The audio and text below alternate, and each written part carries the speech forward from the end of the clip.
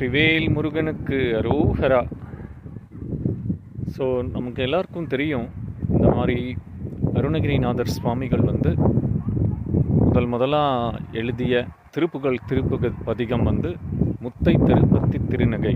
இது வந்து திருவண்ணாமலையில் முருகன் அவர் வேளால் சுவாமிக்கு நாக்கில் எழுதி ஓம் என்ற பிரணவ மந்திரத்தை எழுதி அதனால் முதல் அடி எடுத்து கொடுத்து அவர் வந்து பாடினதாக நம்மளோட வரலாறு. அது உண்மையிலே நிகழ்ந்தது நமக்கு தெரியும். இந்த பதிகத்தில் என்ன ஒரு அற்புதம்னா, இதில் தமிழ் வந்து அவ்வளோ கொஞ்சம் கடினமாக இருக்கும்.